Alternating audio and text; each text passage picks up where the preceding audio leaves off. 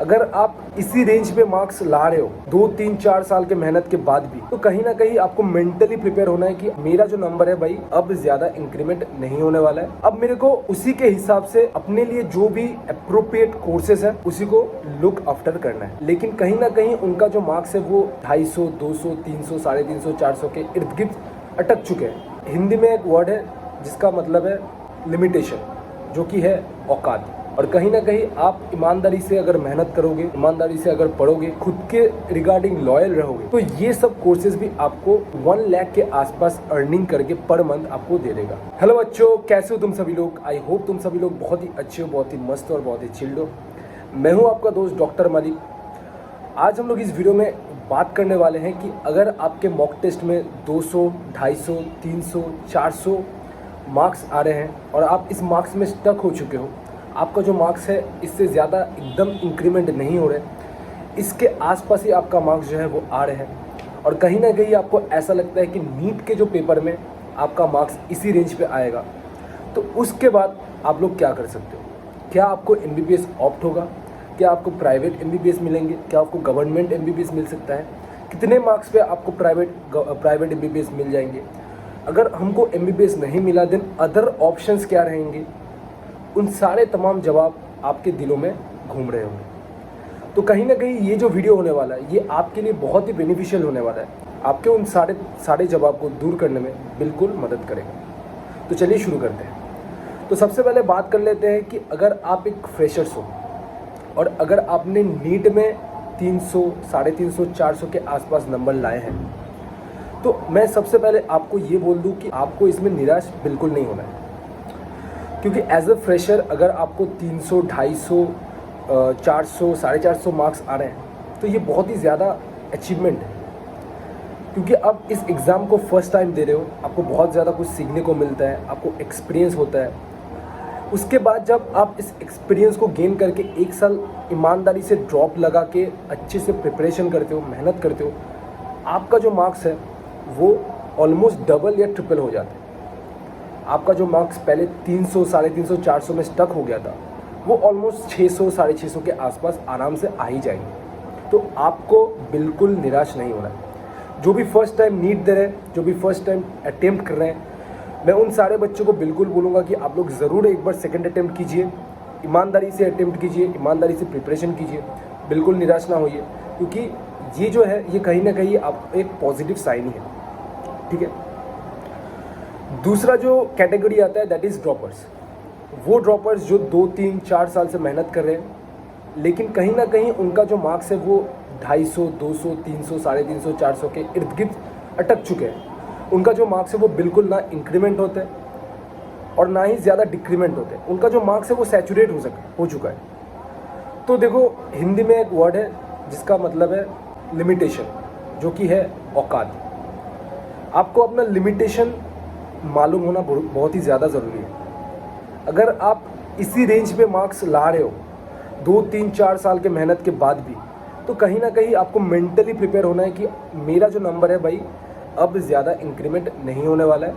अब मेरे को उसी के हिसाब से अपने लिए जो भी अप्रोप्रिएट कोर्सेज है उसी को लुक आफ्टर करना है, उसी को सोचना है कि फ्यूचर में हम लोग इस मार्क्स में, अगर मेरे को नीट 2024 में इतना ही मार्क्स आता है तो उसके बेसिस में हम लोगों को कौन कौन से कोर्सेज ऑप्ट हो सकते हैं, उसके बारे में आपको सोचना है। उन सारे सवालों का जवाब मैं दूंगा। तो चलिए शुरू करते हैं। तो सबसे पहले बात कर लेते हैं कि अगर आप एक ड्रॉपर हो और आपका मार्क्स जो है नीट 2024 पेपर में 250, 200, 300 और 400 में स्ट्रक हो चुका है, तो आपके लिए कौन कौन से कोर्स वैलिड हो सकते हैं, कौन कौन से कोर्स अप्रोप्रिएट हो सकते हैं जिससे आप इक्वली MBBS के जैसा अर्निंग कर सकते हैं। तो सबसे पहले जो कोर्स आता है दैट इज़ BAMS। मैंने ऑलरेडी इसके बारे में एक डिटेल्ड वीडियो बना चुका हूं। अगर आपने उसके बारे में जानना है और अगर आपने उस वीडियो को अभी तक चेकआउट नहीं किया है तो उस वीडियो को भाई ज़रूर चेक कर लेना, क्योंकि उसके बारे में हम लोग सब कुछ कवर कर चुके हैं कि BMS क्या है और अभी BMS का स्कोप्स क्या क्या है, और आप BMS करने के बाद या during the preparation of BMS आप कितना पैसा कमा सकते हो। तो कहीं ना कहीं BMS मेरे को लगता है कि एक बहुत ही ज़्यादा अच्छा ऑप्शन है। तो आप लोग उस BMS को बिल्कुल, आप लोग जो BMS कोर्स है उसको बिल्कुल ऑप्ट कर सकते हो और आप एज ए करियर उसको चूज़ कर सकते हो। ठीक है, चलिए सबसे पहले बात कर लेते हैं कि कट ऑफ क्या हो सकता है BMS के लिए। चूँकि BMS अभी बहुत ही ज़्यादा हाई डिमांडिंग कोर्स है, तो कहीं ना कहीं इसका जो कट ऑफ जाता है वो बहुत ही ज़्यादा हाई चला जाता है। तो आपको इसमें ध्यान रखना है कि अगर आपको MBBS नहीं मिलता है तो आपका मार्क्स ज़रूर से ज़रूर 500 से 550 के रेंज में ज़रूर होना चाहिए। अगर आप एक प्राइवेट BMS कॉलेज ऑप्ट करना चाहते हो तो क्या वो सही ऑप्शन रहेगा, उसके लिए मार्क्स कितना चाहिए?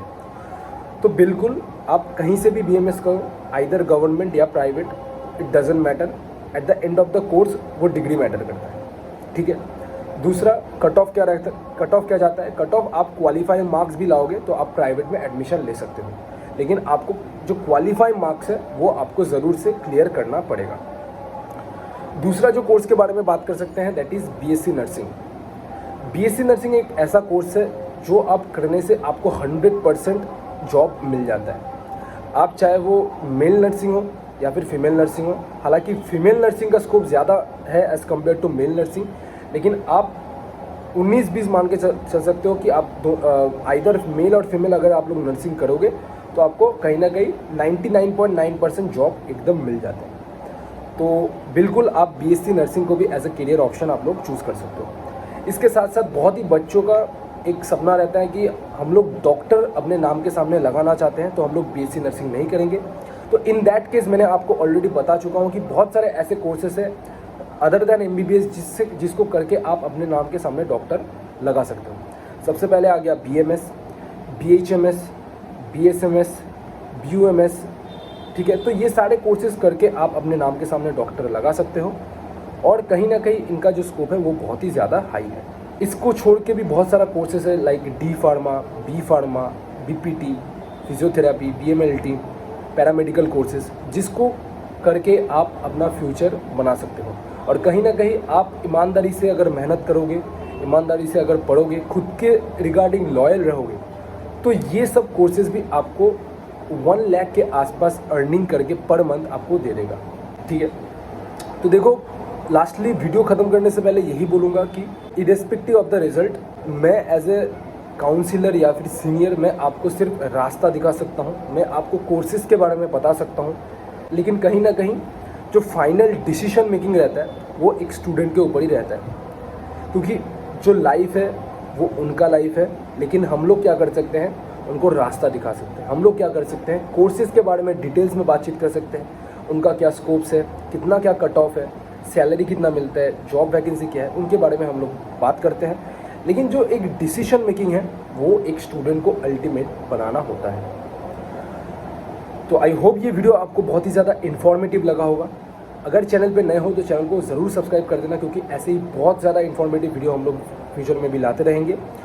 और चैनल को सब्सक्राइब करके बेल आइकन को ऑल पे प्रेस कर देना, ताकि तुम मेरा जो भी लेटेस्ट नोटिफिकेशन है उसको बिल्कुल मिस ना करो। और अभी तक तुमने व्हाट्सएप ग्रुप को अगर ज्वाइन नहीं किया है तो डिस्क्रिप्शन पे लिंक है, जाओ पहले उस ग्रुप को ज्वाइन कर लो, क्योंकि जो भी नीट रिलेटेड जो भी इन्फॉर्मेशन रहता है, जो भी अपडेट रहता है, सबसे पहले हम लोग उसी ग्रुप में अपलोड करते हैं। ठीक है, सो मिलते हैं आपको नेक्स्ट वीडियो में, तब तक के लिए टेक केयर, जय हिंद, जय भारत।